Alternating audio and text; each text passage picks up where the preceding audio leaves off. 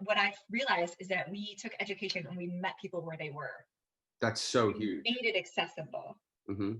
Like one lady reached out, sent an email and said, I've been an EMT for 30 years. I started with a private service and then went to volunteer, after she just retired, whatever. So now she volunteers, but she adopted a special needs son. So she hasn't been able to attend our conference because she's afraid of leaving him alone. Mm-hmm. Overnight. She doesn't want to just leave him, dump him on caregivers. So she doesn't do that. But she was able to take the full conference from home. Like that just like really hit me. Like, Yeah. like holy shit. Like, it's not just about meeting your students where they are, like, ability wise or intellectual or like whatever. It's also about meeting people where they are, where it's accessible to them. Yeah.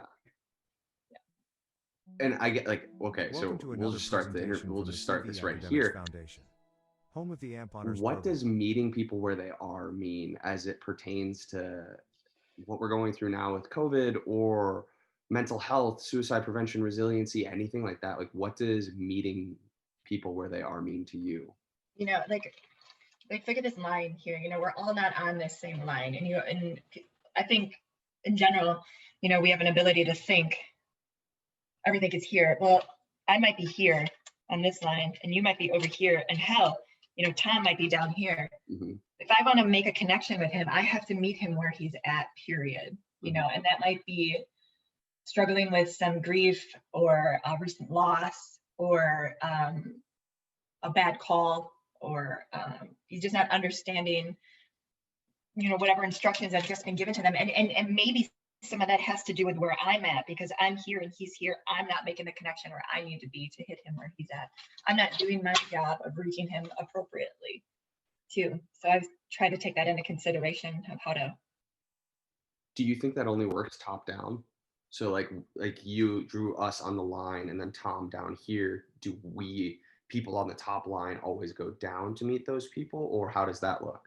No, I think part of and education and just being there for someone is about that, is about figuring out where they are and then making them better. You don't necessarily have to pull them up where you see yourself, but making them better, or the information easier, accessible, attainable, biteable for that person. You can't be an educator or a leader and expect everyone to operate at your level. You just can't do that. That's not what leadership is about.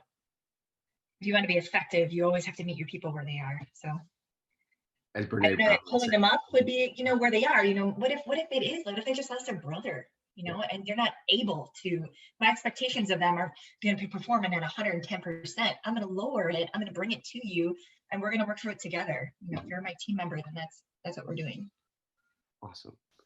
Well, CV Academics and AMP Honors Program members, this is Amanda Bates, and I would like to open the floor to her to let us know who she is, where she was educated, what she does now, and we'll get into a good conversation here. Sure. So my name is Amanda Bates, and I'm a paramedic firefighter for the City of Burlington Fire Department in Chocolate City, USA, Burlington. I'm also the Education and Outreach Director for the Wisconsin EMS Association. I'm a certified community paramedic. I'm an advanced certified EMD, emergency medical dispatch provider. I teach. I'm the state educator for Wisconsin Act 296, which is bringing education to dispatchers on how to give verbal CPR instructions for those who don't already do it. Mm-hmm. I'm also an officer safety and wellness trainer for the FBI National Academy. I teach comprehensive officer resiliency, which is basically the USAF Comprehensive Airman Force, but retooled for first responders to first responders. I'm also a peer support. So when needed, I am sent to hold space for individuals who might want to talk about something bothering them or a loss on the floor in their wing. If and really just my position is to hold space for people and allow them to talk. I was appointed to the DHS EMS Advisory Board by Governor Evers in May, which was a huge honor to say the least, and it's a really big shoes to fill. So it's 12 individuals on this board. So I'm the second female and the youngest appointed to the board, and it's not a position that I wear lightly. Mm-hmm. Saying all that, I'm literally not my titles. I'm a person, I am a mother, and I am someone who lost a friend to suicide. I think with, great love comes great loss. And I needed to fill that void with something else. And I chose to do that by pursuing interests and just building myself back and trying to find a reason through that loss. So. Got it. And so what the biggest thing that we as a organization want to discuss with you is that resiliency training and what that looks like, what that feels like. And I mean, this is our second conversation, but I still think what really holds true for you is that you aren't a teacher. You're a guide in what is one of the most overwhelming but under discussed topics in the world right now, and that is mental health, and that is the negative side of mental health. So could you enlighten us on what that looks like for you? Yeah, so the program really is geared for first responders. The whole premise of it is that people aren't born resilient. You become resilient because of the situation and events that happen in your life, and you learn to be resilient. And it doesn't have to do with every negative thing. It has to do with every positive thing too. We teach people to find the good within their life because it's really easy to spiral down and let that build and pull you down to a place where the only answer and the only escape for you outside of that is succumbing to suicide. We do not want to lose another provider to suicide, period. The whole intention of this is to give the individual themselves the tools to recognize when they're starting to feel like they might need some help. Talking about, your bad on bad calls, talking about, maybe a loss in your family, talking about the things that bother you isn't really seen, as a good thing right now. Nobody wants to seem weak, because once you say that I'm bothered by something, the perception is that you're weak, you're not a tough guy, you're not grabbing it by the balls, suck it up, buttercup. The fact of the matter is that your body is having a very normal reaction to an abnormal situation, and it is okay to feel overwhelmed, and it is okay to take some time to process responding to an overturned vehicle with a child in the back seat who has been decapitated, was not restrained. Processing that in the shower or through outlets that are maybe not in your best interest, but coming to the realization that, again, that reaction that you're having is very normal. That's what we want for people. We don't want them to take that home every night, where it becomes something that they can't control anymore. So we work to give them tools to say, there are good things in my life. I can broaden and build. I can be a good partner. I can be a good spouse. I can save my own life. That's what we do. That's the premise of the program. It's founded in the United States Air Force. They realized they couldn't just train everybody to be good soldiers, good fighters, good snipers, good swimmers. They have to work on the person and take a holistic approach. My expectations are for you to perform at 110%. I gave you the tools to do that. I gave you the weapon to do that, but I didn't give you the tools inside to do that. And that's what we do. And so what has that aspect of mental health and training and educating and guiding taught you about whether it's mental health, whether it's yourself in general? It's been a gift. It is showing me the humanity and the humility in other people. You have a lot of individuals who walk around and they carry scars that you will never see. And for whatever reason, they've just learned to bury it. But it comes out and it affects them in different ways that you may never even know about. And they might not even realize the damage that they're doing to their cardiac system, to their sleep regulation, those inner workings. But it's also shown me how strong individuals can be from the events that happened in their life. They choose to move on every day. They fight those battles every single day. with a voice in their head saying, you're not good enough, or your life is always going to be this way, or, this call is going to go this bad again. Mm-hmm. You're going to make a bad decision again. Mm-hmm. You're going to get another 6-year-old again. They have the ability, though, to show up and show out every single day for their shift and for their partners and for their spouses. And they're heroes in my book. There was, I don't know where it came from. It was probably social media, honestly. There was a beautiful quote, and it was the most timely quote I've ever come across, just for stuff that was going on in my life. But it was something to the effect of, having a breakdown or having a struggle doesn't mean that you're weak. It could mean that you're being too strong for too long. And I thought about it and I was like, wow. Like, I started thinking about the situation that I was in, and it truly was. And it didn't, I was a sidecar passenger at this point, but it was like, it wasn't the person being weak. It wasn't the person, not being able to handle something. It was handling too much for too long and shouldering it for too long. And it really is like a stigma that if you have a struggle, if you can't come to grips with the struggle and solve it yourself, like, you're weak. And that's wrong. It's so taxing on your body, like your heart being in that fight or flight response, your hormone regulation, your sleep pattern regulation, outside of the event that happened that you're trying to process through.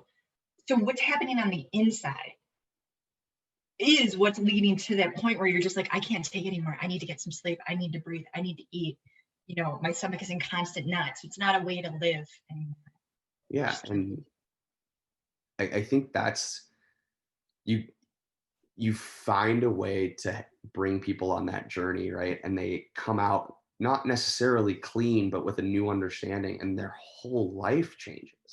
To teach them how to breathe again, literally how to breathe, box breathing or va breathing, how to self-soothe when they feel that it just creeps, it's just a creeper. It just comes out at any moment. So we teach them how to catch themselves before they say something that they'll later regret.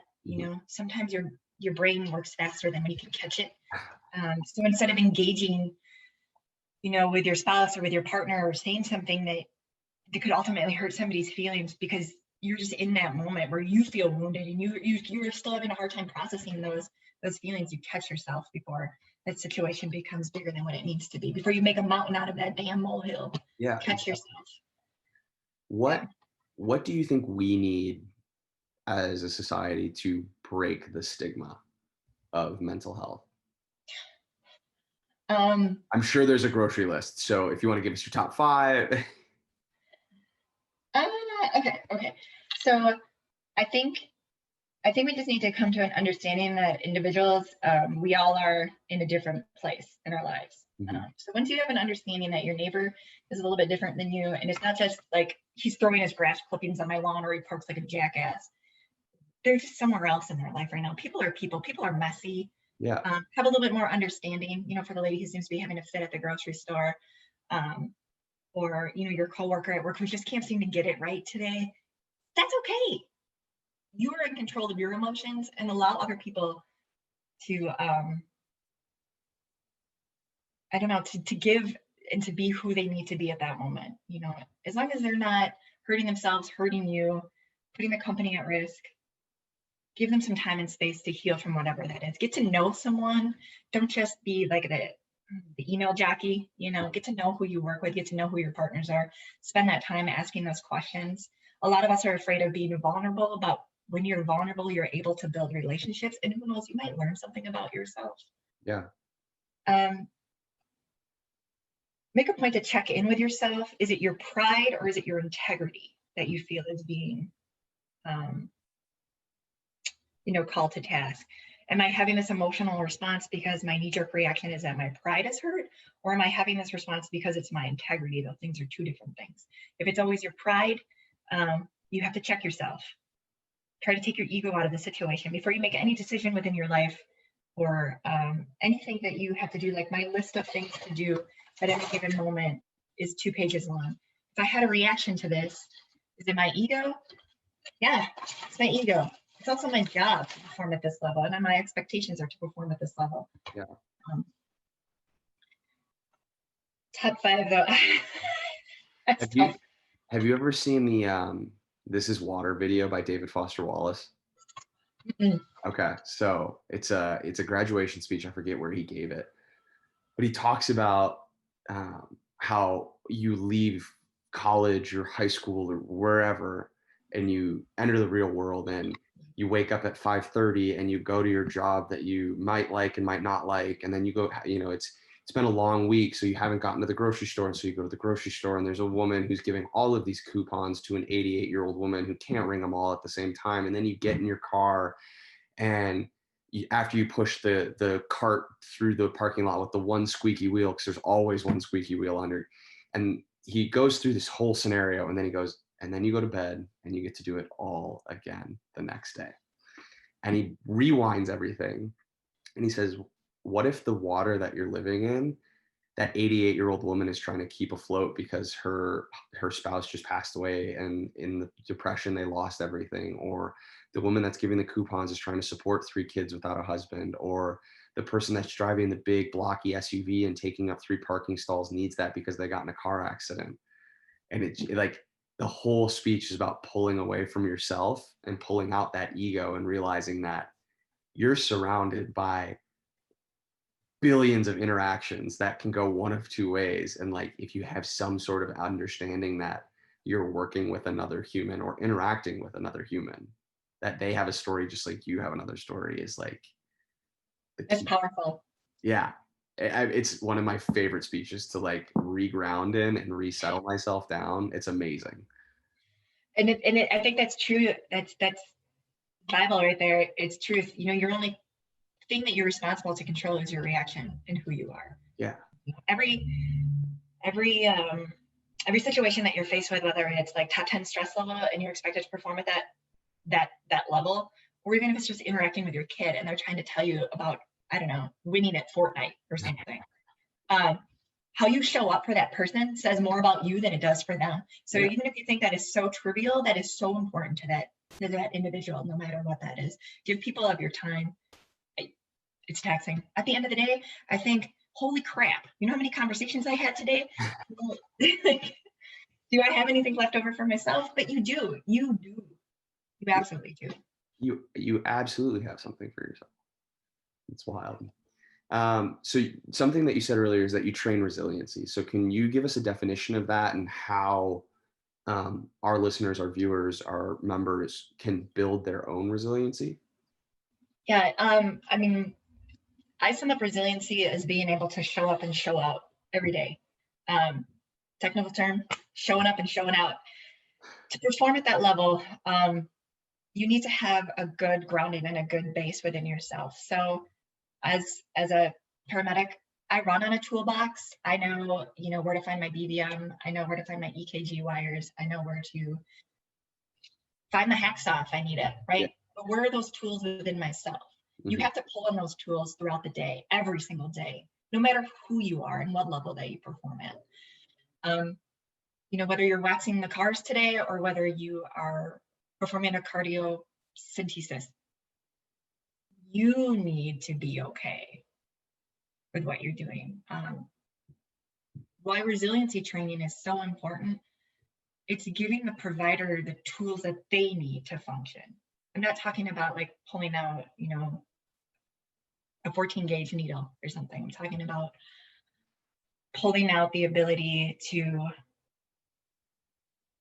give yourself what you need in that moment or later on in that day after those moments have happened. So you're not sitting at home and you're not picking up, your Jack and Coke, or you're not going out to the bar and getting upset because somebody looked at you crazy and you're picking a fight, or you're not picking up a handgun while you're still sitting in your uniform. Mm-hmm. We don't want it to get to that level. We want to catch you. We want you to catch you before we lose you. The training is a 12-step program. We break it down into smaller bites. We do training for a couple fire departments in the Fox Valley. We're training in Georgia. We're training in Minnesota. We've done some virtual trainings. We've even been invited to train at a church. Really? just because of the time of COVID right now, and their individuals are looking for some help. So we break it down to fit the needs of the group and the time that we have to do that. And depending upon what their needs are, we'll teach either the full 12 or we'll break it down into bite sizes. We become part of a local police department's wellness program where we're coming quarterly and we're teaching their police officers. Just with any skill that you learn, you have to relearn and you have to remember and reactivate those tools. It requires a lot of muscle memory. We talk about broaden and build a lot. You take a situation that could appear to be just career ending, or it's a hard, tough situation to think through mentally. Instead of letting that thought, that situation own you, we retool it and we say there's an opportunity to learn from this. How can we grow? How can we broaden and build before we spiral down? That is one of our main focus, and it has to do with catching yourself. We talk about gratitude a lot. We talk about spiritual resilience, trying to find a meaning. And spirituality doesn't mean necessarily that you have to believe in like one God, but that you believe in a bigger force within the universe itself. And things happen for a reason. You have to give situations meaning, whether that be like, what is the lesson in this for me to learn? Oh, I just had this interaction with this person. I think I was here to meet with them. And that small interaction could be just passing on a compliment of you liking somebody's shoes, or smiling at someone, or holding the door for someone. Yeah. Again, it goes back to your water video. You don't know what that person is dealing with or battling with that day. Your small, in your brain, difference that you made for them, it could mean the whole world for them. And that's something that's fascinating to think about, because like, as someone who has worked in retail, has worked at a bar, and has had thousands upon thousands of interactions in one day, you start to listen to people's stories, and it's like, just the fact that you said hi to them could be it. Like, that's all it could take. I was out to dinner one night, and I said, like, most common human interaction, I said, "Hey, how are you?" And our waitress bought our meal because we were the first person to say, "How are you today?" Isn't that crazy? Isn't that crazy? Yeah. Oh man, like, we're so interconnected in ways that we don't know. And just ask, "How are you?" Just a simple question. You're showing up and showing out, so you showed up for her. Yeah. And I didn't do anything. I just said, "How are you?" But I mean, so in this weird time of coronavirus and quarantine and pandemic and all of these big nasty words are being thrown out, and people are going through this in a completely different way, and everyone has a different opinion on how you can handle it. Someone told me the other day that it's okay to just put your oars down in your boat and let the water take you where you need to go. And like, that's beautiful. It's right? Okay.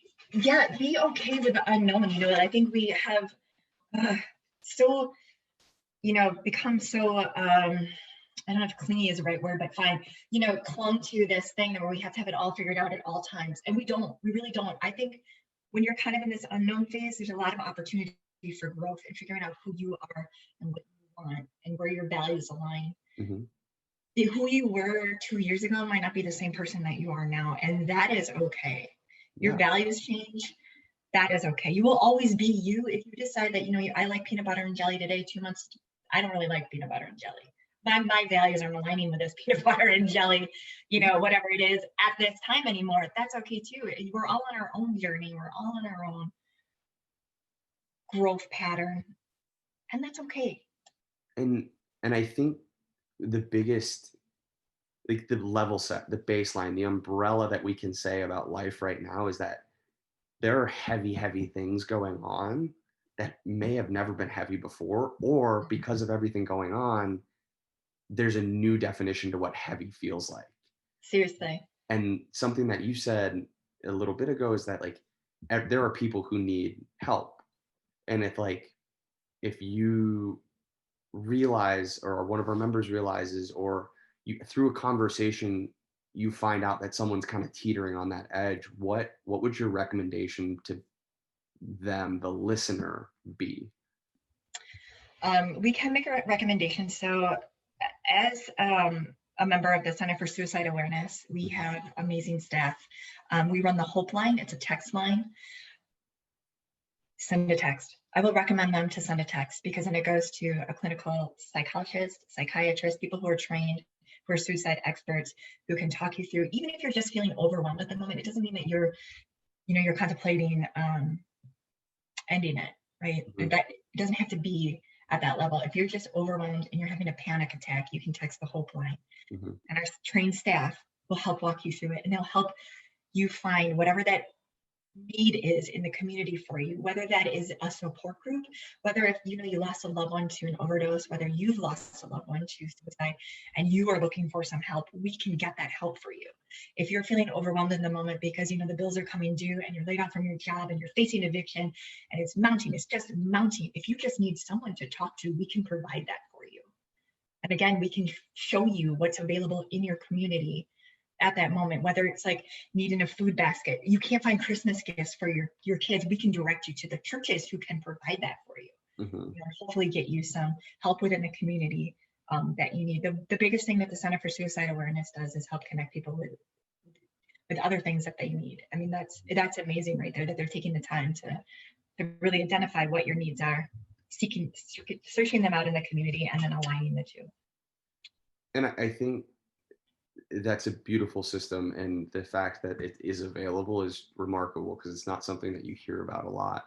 And I think one of the other stigmas, or call it what you want, is that if you reach out to someone, the cops are going to show up, you're going to be put on watch, you're going to be put, you're going to be labeled and put through the ring of fire, and you'll always be that, even though it has nothing to do with you. It's like, oh, I don't have that problem.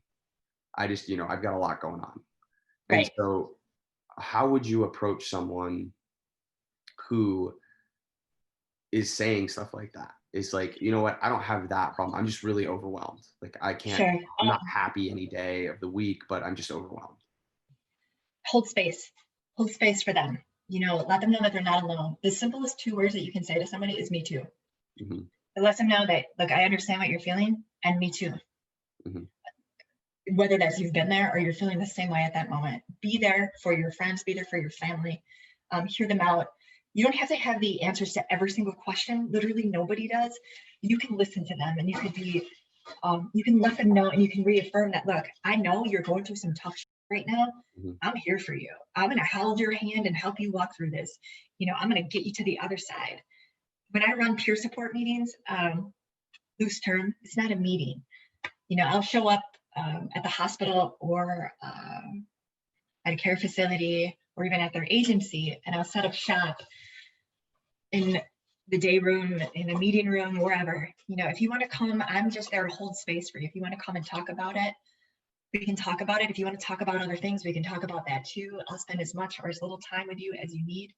One of the biggest things I do is just hold that space. So I have individuals who will walk in and they'll want to talk about X, Y, and Z. They will want to talk about the suicide that happened on their wing. They will want to talk about, the 36 deaths on the COVID floor that they've had to deal with this week. They want to talk about the puppy that they just got, or, they're driving to work, or how Starbucks is giving away free coffee to first responders. Like, we start there and then we get to the core of it, and that's okay too. And with your friends and family, there's layers to peel back, let them be there for that layer. If you notice somebody is acting different to you, if they're withdrawing, if they are,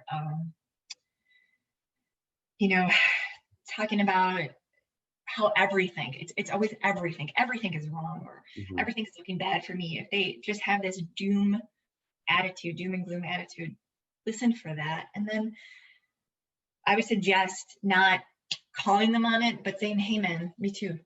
You want to talk? You want to go get a cup of coffee? I have friends who are, I'm at that age, I should say, where I have friends who are now the medical directors. We're talking like our 40s here. So, and I've known these people since we were kids. I can pick up on their cues. I'll say to them, yo, you just want to get some coffee? I treat, it's an open invite. Do that for them. They might take you up on it. And I think I did that a couple days ago. I put it out on social media with some of the statistics that we've talked about. And I was like, hey, I'm not going to claim to know everything. I'm not going to claim to have gone through everything. I have some empathy in some situations and I have a lot of sympathy. But like, if you feel something and you just need to talk, like, great, let's talk. And I think that people don't realize the power of that, or the power that resides within somebody reaching out to you. Oh man, it takes a lot. It really does. It takes a lot for somebody to be like, you know what, I'm not okay. Yeah. And we have to get over that. It's okay to be not okay. Yeah. Look, if you're okay 100% of the time, you're a psychopath because you're lying about it. Yeah. Not okay 100% of the time.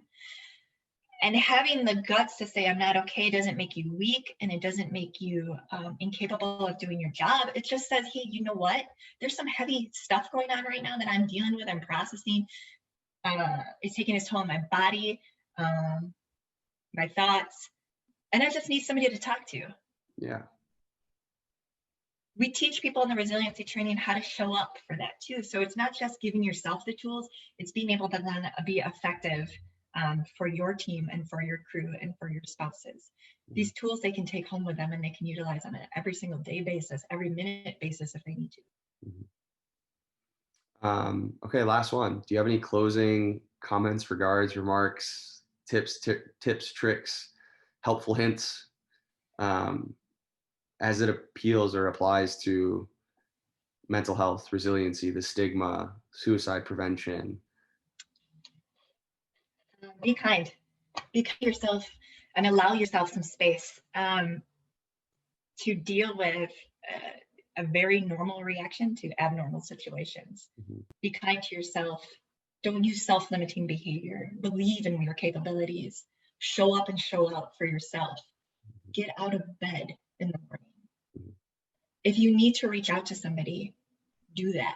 And you can do that just by picking up the phone, calling your parents, or just calling somebody. And you don't have to say to them, you're having a hard time, or, you know, I just spent my last 24-hour shift transporting 12 individuals just to die from the COVID. You know, like we had nothing we could do. You don't have to say those things. Just have a conversation here. Just listen to what that other person has to say. And you'll maybe heal a little bit on your own end just from that. I think knowing somebody's on the other line is truly amazing. Get out of the house. I know, we're in lockdown mode right now, but there's some things that you can do outside. We're blessed with beautiful December weather right now. So go for a walk, be in nature, look up breathing techniques on YouTube, stop doom scrolling from article to article to article to articles. Just stop, just don't do it. Check out of social media if you need to, it's okay. And if you need to, if you feel that you need to, that things do become overbearing, it's okay to reach out for help. The Hope line, they don't report it. It's not going to go to EAP. It's not going to be a flag on your personal record. And encourage whoever you work for to have a peer support system, or to develop one or join one yourself. There's a lot of groups that exist that you can just join in, listserv groups or Facebook groups if that's your thing. But just know that you're not alone. You're not ever alone. No, you're never the only person to have ever gone through something at this point. No such thing. Amazing. Well, thank you for your time again. Thank you for enlightening us, and I can't wait to see how this rolls on the platform. Yeah, me too. All right, I'm just going to stop recording. This has been a presentation of the CV Academics Foundation, home of the AMP Honors Program.